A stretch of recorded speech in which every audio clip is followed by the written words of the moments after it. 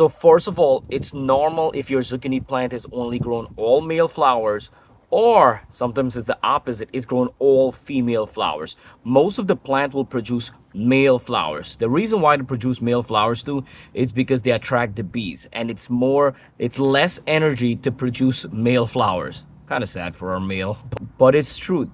For male flowers is less energy. For producing the female flower, which is the fruit and which we eat, the plant needs a lot more nutrients, a lot more energy to produce female flowers. So you have to make sure you're giving your plant enough fertilizer. Fertilize every 2 weeks, and also water. You have to make sure your water is on point. Also, when you add fertilizer, the water will help break down the fertilizer and then take that fertilizer to the root so the root could bring it up to the plant. And I'm going to show you what the next thing you could do to speed up the process to bring in female flower, which is the fruit. The female is more thick than the male. The male is just a skinny stem. The female is shaped like a fruit. If you look around, I have over 10 males.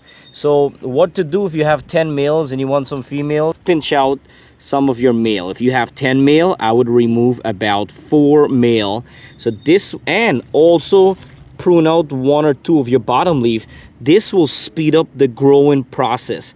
This will basically force the plant now to produce female. An example of this pumpkin plant right here. I prune out a couple of leaves. I remove about 10 male flowers, and I still have a bunch more which I should remove. Look, I just pinch out a couple more because we don't need all, and then basically I start forcing this plant to produce a female. Look at that. That's a fruit right there. So you have to pinch out a couple male. If you have 10 males, as I said, remove about 4 of them. This plant, I did the same. I remove a bunch of male, and you could see females are now coming in. And look, females are now coming in. I have so much male that I could still, look, I have double here, double there. So when you have multiple plants too, you could afford to remove some of the male. The female is the same thing. If you have a bunch of female and you have no male, unfortunately, you're gonna have to remove some of the female and prune 1 or 2 of the leaves from the bottom. Remove 2 or 3 leaves from the bottom, so this way the plant is basically pushing up energy upward and will speed up the growth process for your plant. A simple thing what you could do, you see this plant, we have about at least 10 leaves. Come all the way, find the lower leaves all the way to the bottom. We got 1 there, and we got another one over here.